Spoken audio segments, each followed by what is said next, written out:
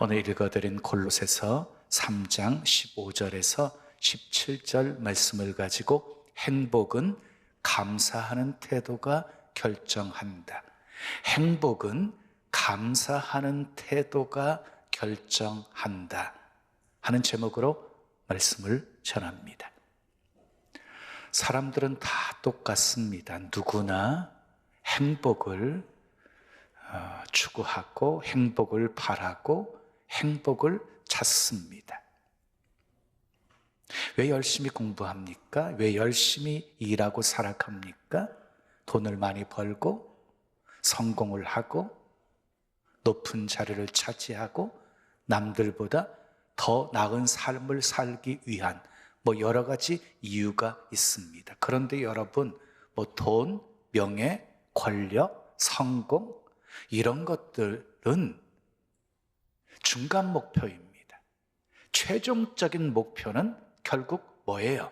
행복이에요, 행복. 행복하기 위해서 열심히 살고 있는 것이에요. 그런데 행복은 세계적으로 유명한 백화점에 가도 팔지 않습니다. 어느 누구가 거저주는 사은품도 아닙니다. 퀵 서비스로 배달되어지는 것도 아닙니다. 행복은 성적순이 아닙니다. 소유순도 아닙니다. 행복은 셀프입니다. 스스로 노력해서 만들어 가는 것입니다. 근데 사람들은 행복을 조건에서 찾습니다. 환경이 좋아지면 행복할 것이다. 문제가 해결되면 감사할 수 있을 것이다 라고 생각을 합니다. 근데 성경은 정반대의 방향으로 말씀을 하십니다. 조건이 행복하게 하는 것이 아니라 감사하는 태도가 행복을 결정한다라고 말합니다. 감사는 그러므로 단순한 마음의 감정이 아닙니다. 감사는 마음의 방향이고 영적인 태도이고 그리고 하나님께 대한 믿음의 반응인 것입니다. 자, 우리가 살아가는 인간 사회는 항상 양면성이 있습니다. 양면성이 있어요. 어둠이 있으면 밝음의 빛도 있어요. 왜 그림자가 있습니까? 태양이 있기 때문입니다. 자, 행복한 사람은요, 그림자보다도 태양을 봅니다. 근데 불행한 사람은요, 그림자에만 집착을 하면서 삽니다. 태양을 보지를 못합니다. 예를 들어서 똑같은 고통 속에서도 불행한 사람은요, 재수없어, 운이 없어서 그랬다고 불평하지만 행복한 사람은 그나마 다행이라고 생각을 하고 말합니다. 그러므로 행복은 조건이 아닙니다. 정말 행복한 사람은요, 남들이 불행하다고 생각하는 조건 속에서도 감사함을 발견합니다. 그러므로 행복한 사람이 되려면 감사함에 눈을 떠야 합니다. 내가 살아있는 사실에 감사하고 소중한 가족이 있음에 감사하고 내가 건강함에 감사할 수 있어야 합니다. 행복은 행복하다고 생각하는 사람의 마음속에서 더욱 커지고 견고하게 뿌리를 내리는 것입니다. 옛날 어느 성문 곁에 지혜로운 노예인이 앉아 있었습니다. 어떤 젊은 청년이 다가와서 이렇게 물었습니다. 할아버지, 이곳이 살만한 곳인가요? 이곳은 어떤 곳인가요? 정착하고 싶은 마음에 찾아왔어요. 그때 노인이 물었습니다. 자네 전에 살던 곳은 어떠했는가? 살기 좋았는가? 청년이 대답했습니다. 예, 살기 좋았습니다. 괜찮았습니다. 그러자 노인이 대답했습니다. 이것도 살기 좋은 곳이라네. 살기 괜찮은 곳이라네. 얼마 후에 다른 청년이 와서 물었습니다. 할아버지, 이곳은 살만한가요? 어떤 곳인가요? 살기 괜찮은 곳인가요? 노인이 똑같은 질문을 했습니다. 자네 전에 살던 곳은 어떠했는가? 살기 괜찮았는가? 제가 전에 살던 곳은 지옥 같은 곳이었습니다. 그랬더니 노인이 대답을 했습니다. 이것도 지옥 같은 곳이라네. 여러분, 세상에는요, 지옥, 천국 따로 있지 않습니다. 내가 어떻게 생각하고 어떻게 바라보느냐에 따라서 달라지는 것입니다. 똑같은 환경에서도 어떤 사람은 행복하게 살아가는데 똑같은 환경에서도 어떤 사람은 불행하게 살아갈 수 있다는 것입니다. 자, 행복은 환경이 결정하지 않고 감사하는 태도가 결정하기 때문입니다. 따라하시기 바라요. 행복은 환경이 결정하지 않고 감사하는 태도가 결정한다. 그러므로 우리는 외적인 풍요로움은 없다 할지라도 마음만큼은 풍요함을 잃어버려서는 안 되는 것입니다. 마음의 풍요를 위해서 우리에게 가장 필요한 것은 감사하는 마음입니다. 감사하는 거예요. 그래서 오늘 본문에서도요, 너희는 감사하는 자가 되라, 감사하는 마음으로 하나님을 찬송하라, 하나님 아버지께 감사하라, 이렇게 말씀하고 있습니다. 오늘 말씀을 통해서 행복은 환경이 아니라 감사하는 태도가 결정한다는 말씀을 붙들 수 있기를 축복합니다. 감사하는 사람이 되려면 첫째 따라하겠습니다. 평강이 마음을 주장하게 해야 합니다.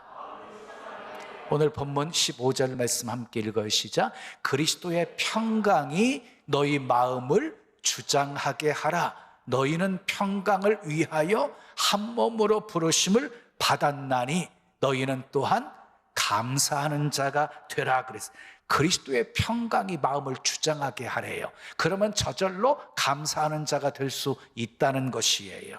우리는 평강을 위해서 부름을 받은 사람들입니다. 그런데 평강은요, 하나님을 신뢰하는 사람에게 주어지는 축복이에요.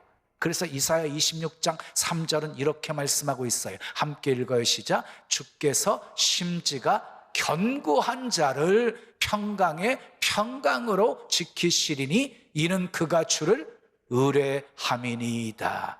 심지가 견고한 사람에게, 심지가 견고해서 하나님을 의지하는 사람에게 하나님께서는 평강의 평강을 주시겠다는 말씀이에요. 또 요한복음 14장 27절 말씀을 읽어요. 시작. 평안을 너희에게 끼치노니 곧 나의 평안을 너희에게 주노라. 내가 너희에게 주는 것은 세상이 주는 것과 같지 아니하니라. 너희는 마음에 근심하지도 말고 두려워하지도 말라. 여러분, 평안은 돈으로 살 수 있는 것이 아닙니다. 권력으로 만들 수 있는 것도 아닙니다. 인간의 노력과 수고로 얻어지는 것도 아닙니다. 하나님이 우리에게 주시는 선물입니다. 선물. 위에서부터 내려오는 것입니다.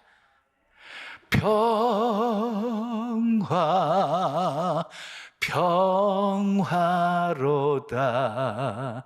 하늘 위에서 내려오네. 그렇습니다. 평강은요, 평화는 하늘 위에서부터 내려오는 것입니다. 세상이 주는 평강은 다 짝퉁입니다. 짝퉁에 속지 마십시오. 주님이 주시는 평안은 세상이 주는 것과 같지 않아요. 세상이 주는 평안은 환경이 변하면 다 변하는 것이에요. 근데 하나님이 주시는 평안은요, 고난 속에서도 환난 속에서도 누리게 되어지는 평안입니다. 바울과 실라 보세요. 빌립보 감옥이라는 곳에 매를 맞고 착고에 채워져 갇혀 있는 상황 속에서도 기도하고 찬송할 수 있었던 이유는 그의 마음속에 하나님이 평안을 주셨기 때문입니다. 아멘. 베드로를 보십시오. 이제 내일이면 처형당하는 전날 밤에 천사가 와서 옆구리를 쳐서 깨울 만큼 깊이 잠들 수 있었던 이유도 하나님이 그 마음속에 평안을 주셨기 때문입니다. 빌립보서 4장 6절 7절 말씀 우리 함께 읽으시자. 아무것도 염려하지 말고 다만 모든 일에 기도와 간구로 너희 구할 것을 감사함으로 하나님께 아뢰라. 평강을 얻을 수 있는 두 가지 방법을 말씀해주고 있는 거지요. 그리하면 모든 지각에 뛰어난 하나님의 평강이 그리스도 예수 안에서 너희 마음과 생각을 지키시리라. 자, 평강을 얻을 수 있는 두 가지 방법이 무엇입니까? 첫째, 따라 합시다. 염려를 맡겨야 합니다. 아무것도 염려하지 말고 모든 일에 기도와 간구로 하나님께 아뢰라 하고 말씀하셨어요. 성경에 염려를 주께 맡긴 사람들이 있어요. 앞에는 홍해, 뒤에는 애굽 군대가 추격해오는 상황 속에서 이스라엘 백성들이 심히 두려워하면서 원망하고 불평할 때 모든 염려를 다 주께 맡겨버리고 기도한 모세가 있었지요. 하나님께서 홍해를 육지처럼 건너게 하시고 그리고 추격해오는 애굽의 군사들을 다시는 영원히 보지 못하게 다 수장시켜 버리셨어요. 자, 염려를 주께 맡기고 눈물로 간구했던 한나는 사무엘을 낳았습니다. 염려를 주께 맡기고 눈물로 기도했던 히스기야 왕은 생명 15년을 연장받았습니다. 염려를 주께 맡기고 기도했던 링컨은 남북전쟁에서 승리했습니다. 평안을 얻으려면 염려를 맡겨야 합니다. 아멘. 두 번째, 따라요. 감사함으로 기도해야 합니다. 너희 구할 것을 감사함으로 하나님께 아뢰라 하고 말씀하셨어요. 예수님께서도요, 오병이어를 가지고 기적을 일으키실 때도 하늘을 우러러 감사하셨고요, 죽었던 나사로를 살리실 때도 하나님께 감사를 드렸습니다. 자, 다니엘은 사자굴에 던져질 것을 알면서도 예루살렘을 향해서 문을 활짝 열고 감사의 기도를 드렸습니다. 염려는 하나님께 대한 불신이지만 감사는 하나님을 향한 신뢰입니다. 감사는 염려를 몰아내는 비결입니다. 감사해 보십시오. 감사하는 순간 우리 안에 채워져 있는 불평이 사라지고 염려도 사라지고 두려움도 사라집니다. 아침에 일어나서 감사하십시오. 낮에도 감사하십시오. 밤에도 감사하십시오. 범사에 감사하십시오. 이렇게 염려를 다 주께 맡겨버리고 감사함으로 기도하면 하나님께서 평강으로 우리의 마음과 생각을 지켜주시겠다고 약속하셨습니다. 마음에 평강이 넘치면 가장 먼저 나타나는 변화가 있어요. 말과 표정이에요. 말과 표정. 우리 마음속에 평강이 가득하게 뒤어지면 입에서 감사가 흘러나옵니다. 그리고 얼굴에는요, 감사하는 표정이 가득하게 뒤어집니다. 링컨이 대통령이 되었을 때 한 고문이 한 사람을 장관으로 추천을 했어요.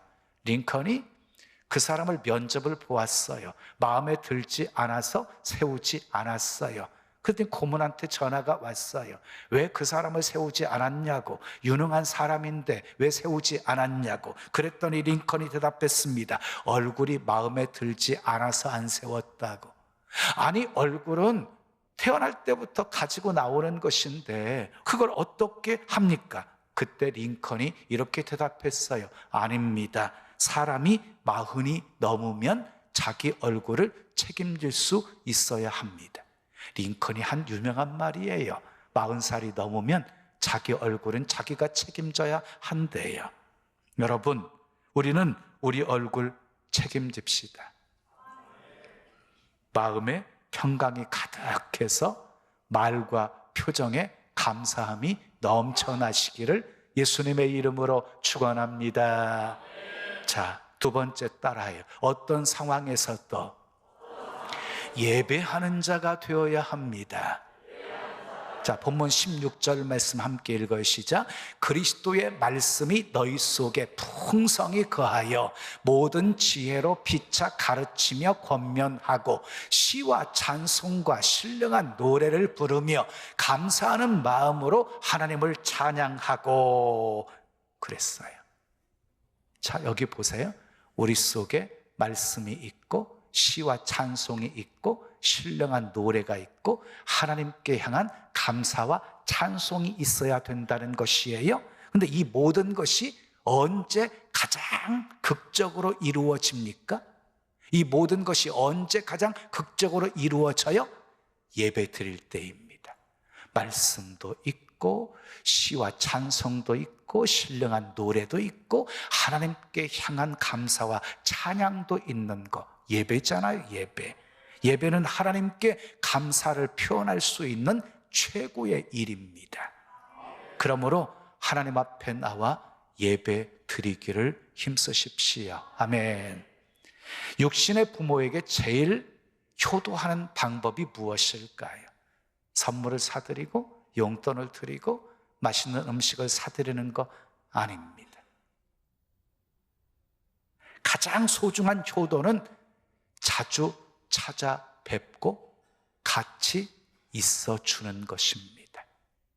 가끔 찾아와가지고 아양 떨면서 잔소리하는 딸보다 마음에는 안 들지만 함께 살아주는 며느리가 더 크게 효도하고 있는 것입니다. 형편이 어려워서 부모님에게 빈손으로 갈지언정 엄마 아빠 보고 싶어서 왔어요 하고 말하는 자식이 진짜 자식입니다. 하나님과의 관계도 마찬가지. 우리는 여러 가지 헌신으로 하나님을 기쁘시게 해드릴 수 있어요. 그러나 가장 중요한 것은 우리가 교회에 나와서 예배 드리는 것입니다. 아멘. 하나님께 어떤 것을 드리지 못해도 하나님은 예배 자체를 기뻐하시기 때문입니다. 예배를 통해서 영광 받으시기 때문입니다. 또한 예배를 통해서 영광 받으신 하나님은 우리에게 예배를 통해서 복을 주시지요. 말씀을 통해서 우리의 믿음을 굳건하게 하시고 하나님의 섭리를 깨닫게 하시고 하나님의 시각을 갖게 하시지요. 그리고 어떤 형편 속에서도 감사하고 찬송하며 살게 하십니다. 욥을 보십시오. 욥은 하나님을 경외하며 악에서 떠난 자였습니다. 아들이 7명이었고 딸이 3명이었습니다. 자식들이 잔치를 벌인 후에는 항상 욥이 10자식을 위해서 번제를 드렸습니다. 혹시 자식들이 죄를 범하여서 하나님을 욕되게 하지 않았을까 해서 번제를 드린 것이었습니다. 욥의 행위가 항상 이러했습니다. 근데 더 놀라운 것은 하루아침에 모든 것이 다 사라져버린 순간에도 욥은 하나님을 예배했다는 것이에요. 욥기서 1장 20절에서 22절 말씀 우리 함께 읽어요. 시작. 욥이 일어나 겉옷을 찢고 머리털을 밀고 땅에 엎드려 뭐하며 예배하며 이르되 내가 모태에서 알몸으로 나와 싸운즉 또한 알몸이 그리로 돌아가올지라. 주신 이도 여호와시여 거두신 이도 여호와시오니 여호와의 이름이 찬송을 받으실지니이다. 이 모든 일에 욥이 범죄하지 아니하고 하나님을 향하여 원망하지 아니하니라. 욥이 비통한 소식을 전해 들으면서도요 하나님 앞에 예배했습니다. 한순간에 그 비통한 소식을 들었을 때 얼마나 힘들었으면 옷을 찢어요. 슬픔의 표시였어요. 머리털을 밀어요. 근데 땅바닥에 엎드려 가지고요 하나님을 예배하고 있어요. 찬송하고 있어요. 하나님을 향해서 원망하지 않았어요. 욥처럼 어떤 상황 속에서도 감사하려면 예배하는 자가 되어야 합니다. 때로 예기치 않았던 힘듦과 고통 속에서도 예배하는 것 잊으시면 안 됩니다. 예배를 회복하십시오. 감사하는 마음으로 말씀을 받고 감사하는 마음으로 찬양을 드리십시오. 그러면 예배가 은혜로 가득하게 되어질 것이에요. 예배가 감사로 채워진 교회는 불평도 줄고 갈등도 사라지고 성령의 기쁨이 충만하게 될 것입니다. 마지막 3번째 따라요. 항상 감사하려고 힘써야 합니다. 자, 본문 17절 말씀 함께 읽으시자. 또 무엇을 하든지 말에나 일에나 다 주 예수의 이름으로 하고 그를 힘입어 하나님 아버지께 감사하라 그랬어요. 감사는 예배 때만 하는 것이 아니라요, 우리의 삶을 통해서도 감사해야 되는 것이에요. 그런데 방금 읽었던 17절 말씀에 4가지 구체적인 감사의 방법이 소개되어져 있어요. 말로, 일로, 주 예수의 이름으로 하나님 아버지께 이렇게 감사하라고 구체적인 4가지 방법이 소개되어져 있어요. 첫째, 따라 합시다. 말로 감사해야 합니다. 하나님 감사합니다. 함께 해주셔서 감사합니다. 지켜주셔서 감사합니다. 도와주셔서 감사합니다. 치료해 주셔서 감사합니다. 해결해 주셔서 감사합니다. 축복해 주셔서 감사합니다. 독생자 예수 그리스도를 이 땅에 보내주셔서 감사합니다. 나를 하나님의 자녀 삼아 주셔서 감사합니다. 천국 백성 되게 해주셔서 감사합니다. 우리는 말로 감사를 표현해야 합니다. 두 번째는요, 따라하세요. 일로 감사해야 합니다.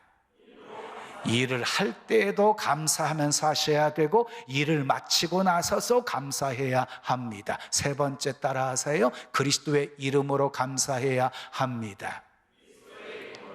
여러분, 예수 이름으로 감사하는 것이 신앙인 거예요. 믿음이 없으면 결코 예수 이름으로 감사할 수가 없어요. 마지막 4번째, 따라하세요. 하나님 아버지께 감사해야 합니다.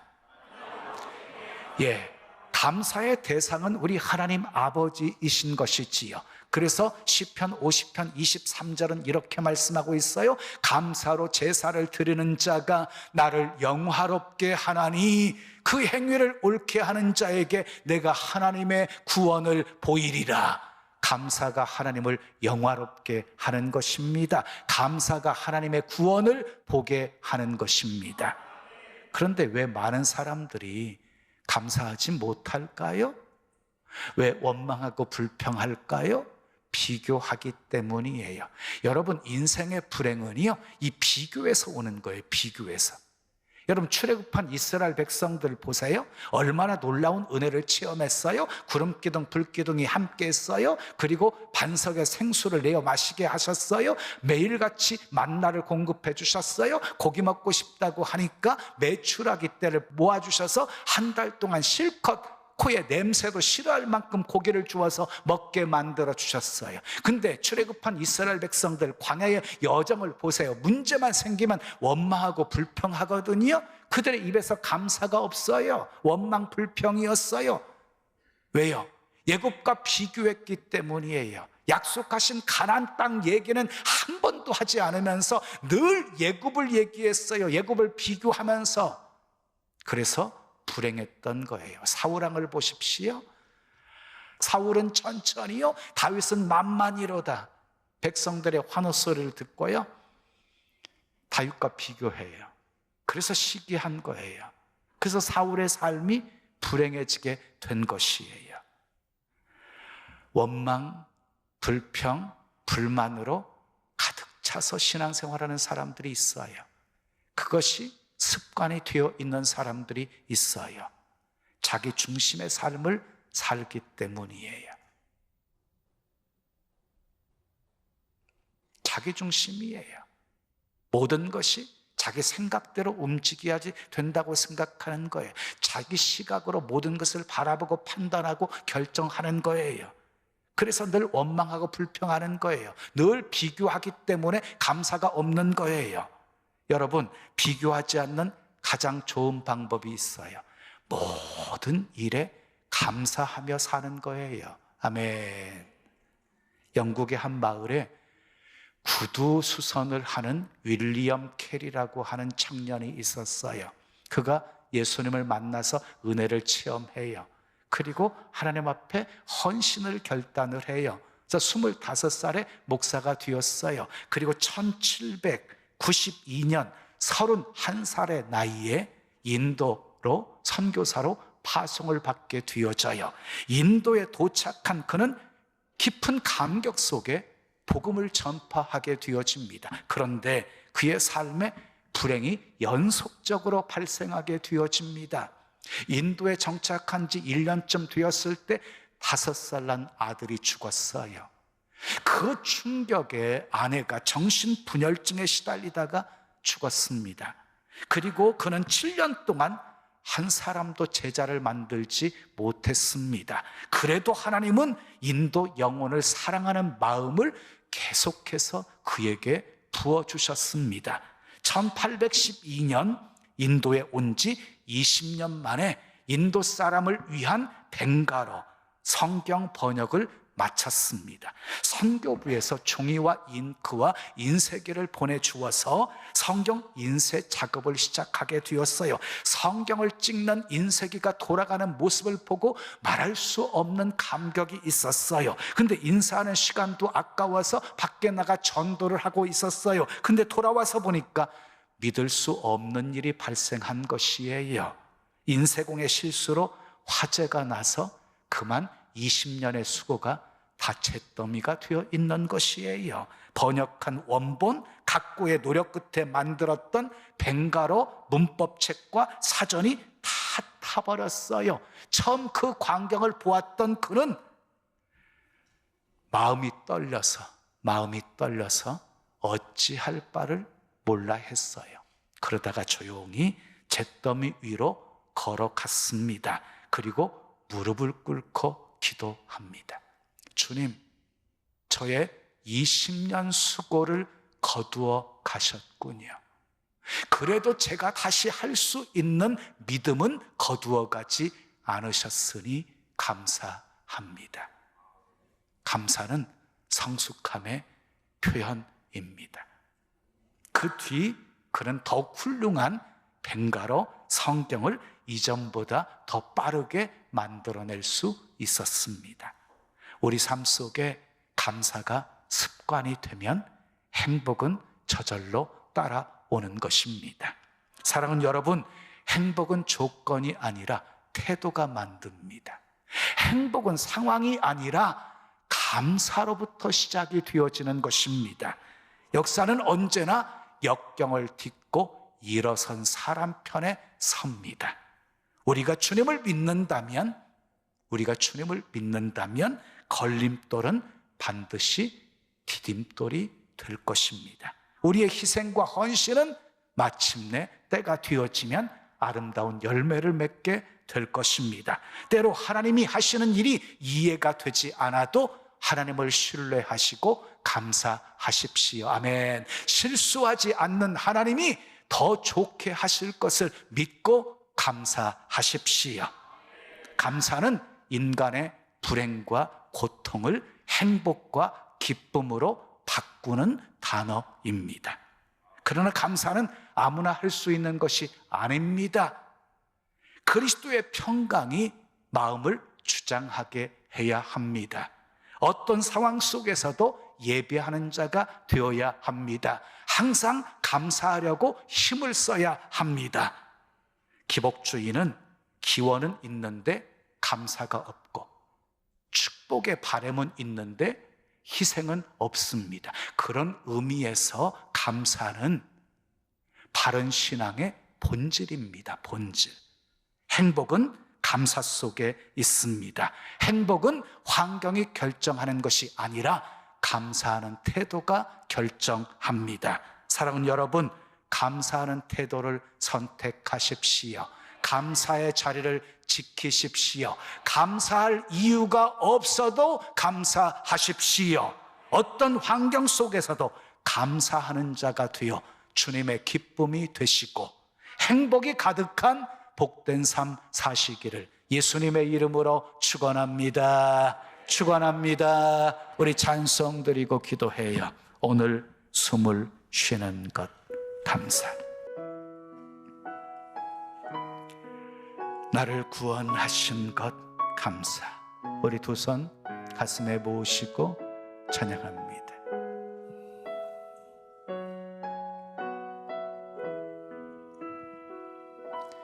오늘 숨을 쉬는 것 감사. 나를 구원하신 것 감사.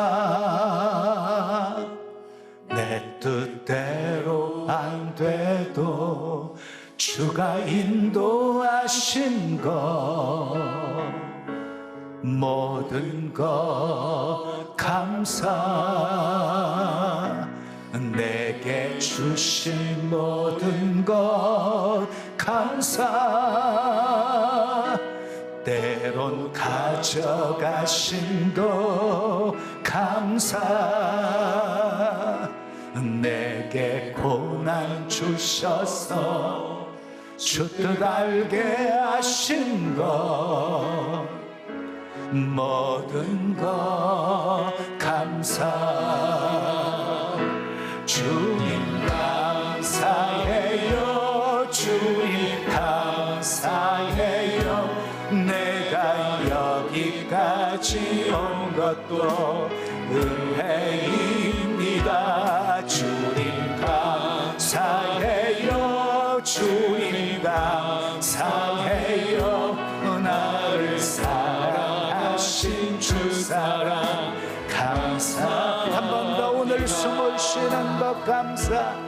오늘 숨을 쉬는 것 감사. 나를 구원하신 것 감사. 내 뜻대로 안 돼도 주가 인도하신 것 모든 것 감사. 내게 주신 모든 것 감사. 때론 가져가신 것 감사. 내게 고난 주셔서 주뜻 알게 하신 것 모든 것 감사. 주님 감사해요. 주님 감사해요. 주님 감사해요. 내가 여기까지 온 것도 은혜입니다. 주님 감사해요. 주님 감사해요. 나를 사랑하신 주 사랑 감사. 주님 감사해요. 주님 감사해요. 주님 감사해요. 내가 여기까지 온 것도 은혜입니다. 주님 감사해요. 주님 감사해요. 나를 사랑하신 주 사랑 감사. 나를 사랑하신 주 사랑. 나를 사랑하신 주 사랑 감사합니다.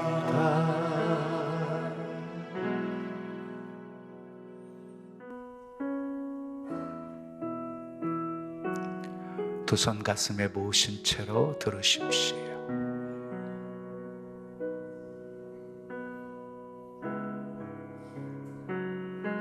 행복은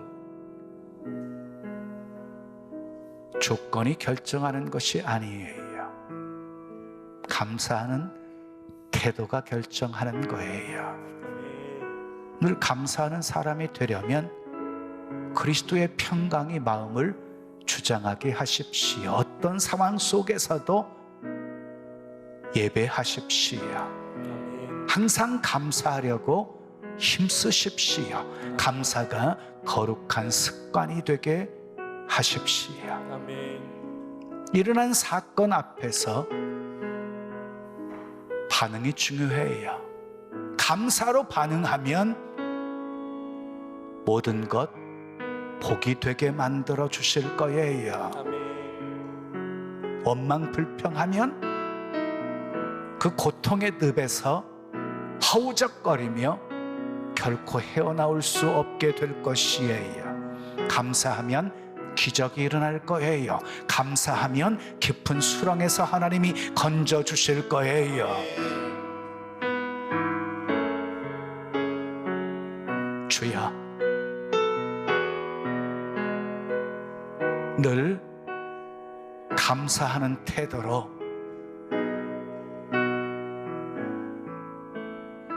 행복을 만들어가는 사람이 되게 해 주시옵소서. 우리 함께 말씀 기억하시며 기도합니다. 아버지 하나님 감사합니다. 감사합니다. 주님 감사해요. 내가 여기까지 온 것도 은혜입니다. 주님 아버지, 감사해요. 주님 감사해요. 나를 사랑하신 주 사랑 감사합니다.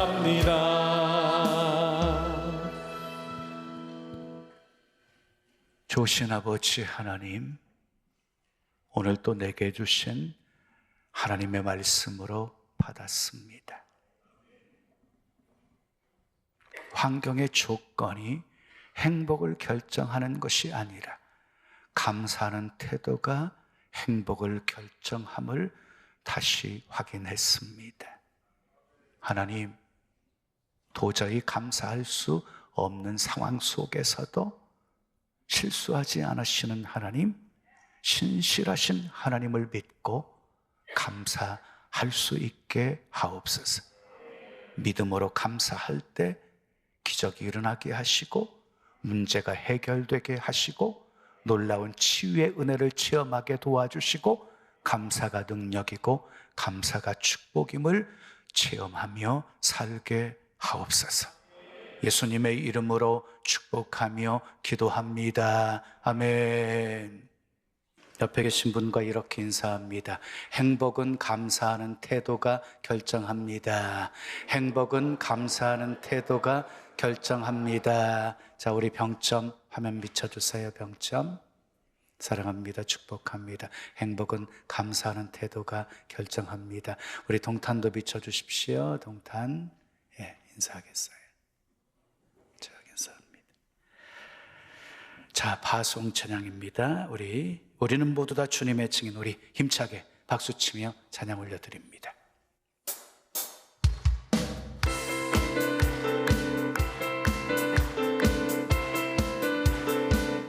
우리는 모두 다 주님의 증인, 땅끝까지 이르러 주복을 전하세.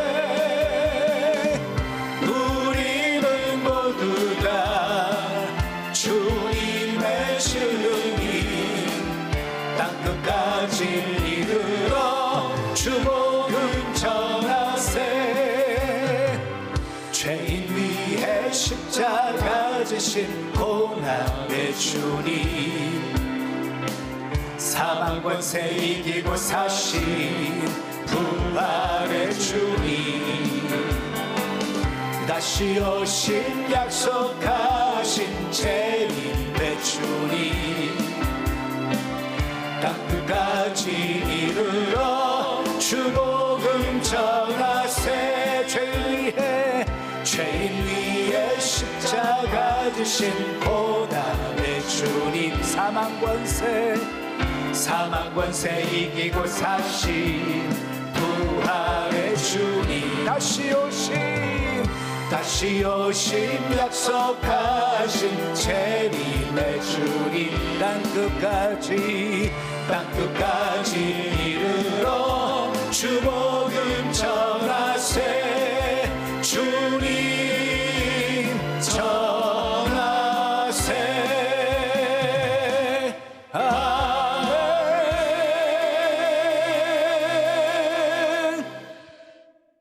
믿음으로 감사한 마음 담아 귀한 예물 드립니다. 흠양하시고 쓰여지는 곳에 하나님의 영광만 나타나게 하옵소서. 행복은 환경의 조건이 가져다 주는 것이 아니고 감사하는 태도가 결정합니다.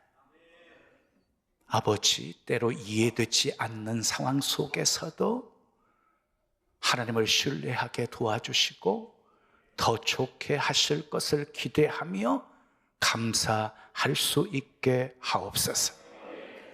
아버지 감사함이 넘치는 삶을 살기 위해 그리스도의 평강이 우리의 마음을 주장하게 하고 어떤 상황 속에서도 예배하고 항상 감사하기를 힘써 감사가 거룩한 습관이 되어지는 그런 복된 삶 살게 도와 주시옵소서.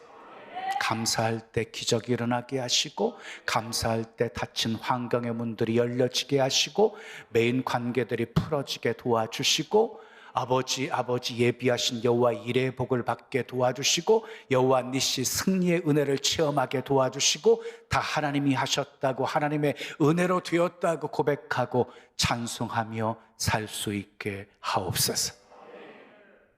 입을 크게 열고 구하게 하시고 만족하게 채워주셔서 구원의 통로, 축복의 통로가 되어 수많은 영혼들 먹이고 살리게 하옵소서.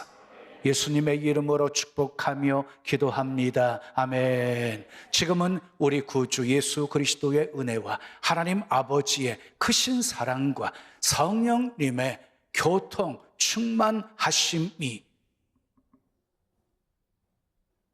어떤 환경 속에서도 감사하며 살기로 결단하는 주의 사랑하는 성도들 머리 위에, 가정 위에, 생업 위에, 자녀 위에, 이 교회, 이 민족, 온 세계 위에 지금부터 영원까지 함께 있을지어다. 아멘.